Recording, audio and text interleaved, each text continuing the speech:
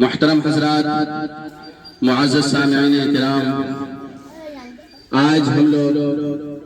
یوم آزادی کے موقع سے یہاں پر جمع ہوئے ہیں۔ آج کا دن خوشیاں منانے کا دن ہے۔ آج کے دن بچے جوان سب ترانہ گنگناتے ہیں اور اپنے اسلاف کو یاد کرتے ہیں۔ حضرات محترم،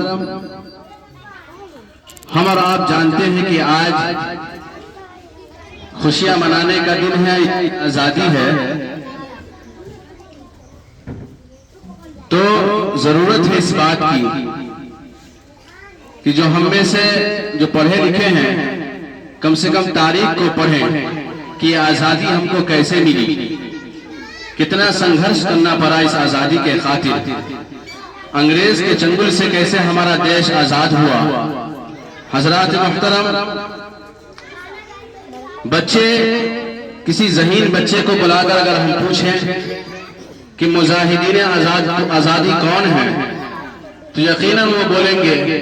کہ مہاتما گاندھی، سبھاش چندر بوس، مولانا ابوالکلام آزاد، اسی طرح ایک دو اور نام بتائیں گے۔ میں ایک سوال کرنا چاہتا ہوں، کیا یہ زمین کا بٹوارا تھا یا گھر کا بٹوارا تھا یا بھائیوں کے درمیان جو لڑائی تھی کہ دو تین لوگوں نے مل کر اس کو آزاد کر دیا؟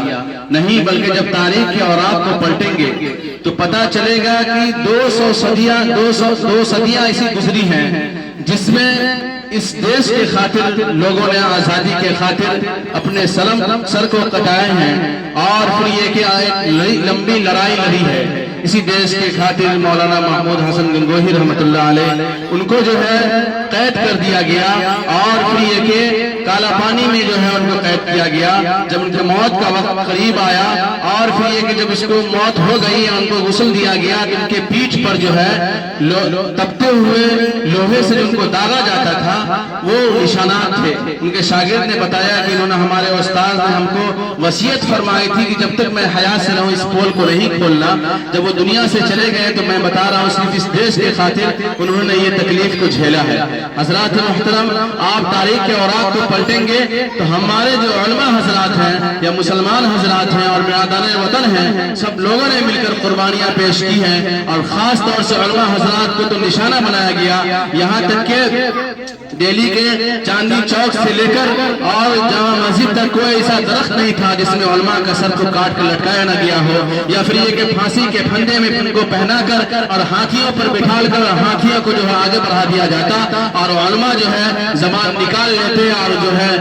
پھانسی کے پھندے پر لٹک جاتے اس دیش کے خاطر۔ تو اس طرح لوگوں نے جو ہے دیش کو آزاد کیا ہے، تو اور ضرورت ہے اس بات کی ہم یہ سوچیں اور سمجھیں اور یہ کوشش کریں کہ ہمارا جو دیش آزاد ہوا ہے اپنے اسلاف کو یاد کریں۔ آج کا دن ہمارا اسلاف کو یاد کرنے کا دن ہے، خراج عقیدت پیش کرنے کا دن ہے، اور پھر یہ کہ جو آزادی ہم کو ملی اس آزادی کو آزادی طور پر ہم زندگی کو گزاریں، اور پھر یہ کہ شریعت کے مطابق ہم زندگی گزاریں۔ آقا صلی اللہ علیہ وسلم نے فرمایا کہ ایمان کا حصہ جو ہے ایک دیش سے محبت کرنا بھی ہے۔ ہم ہندوستان میں رہتے ہیں تو اس کی مٹی سے محبت ہونی چاہیے، اس کے ذرہ سے محبت ہونی چاہیے، اس کے ہر چیز سے محبت ہونی چاہیے۔ ہمارا جو ہے ایک ایمان یہ بھی کہتا ہے کہ ہم دیش سے محبت کریں، دیش واسیوں سے محبت کریں، گاؤں سماج کے جتنے بھی لوگ ہیں اس دیش کے خاطر ان سے بھی محبت کریں، اپنے علاقہ والے سے محبت کریں۔ آپ دیکھتے ہوں گے اسی محبت کے نتیجے میں اگر کوئی دوسرے ملک میں رہتا ہے، ادر کنٹری میں رہتا ہے، تو آپ دیکھتے ہوں گے کہ جہاں پہ ہر دیش کے لوگ رہتے ہیں، لیکن جہاں کہیں اگر ایک ہندوستانی کسی کو ملتا ہے تو کتنی خوشی ہوتی ہے کہ ہمارے ہندوستان کا ہے۔ حضرات محترم، ایک ہندوستان ایک چھوٹا ایسا دیش، چھوٹا ایسا گاؤں محلہ نہیں ہے، کتنا بڑا ہندوستان ہے، اور اس میں کتنا جو ہے صوبہ ہے، اور اس کے بعد کتنا ڈسٹرکٹ ہے، پھر بلاک ہے، پھر جا کے تب گاؤں آتا ہے۔ لیکن ایک جب ہندوستانی کو ہندوستانی سے ملاقات ہوتی ہے تو اسی محبت کے خاطر وہ ایک اس محبت کے ساتھ اس سے ملتا ہے، چونکہ آقا صلی اللہ علیہ وسلم نے فرمایا ہے کہ ایک دیش جیسے محبت کرنے والا بھی ایمان کا ایک حصہ ہوتا ہے۔ اس لیے ضرورت ہے اس بات کی کہ اپنی محبت کو قائم رکھے، اور پھر یہ کہ اس مدرسے میں جو اپنے بچوں کو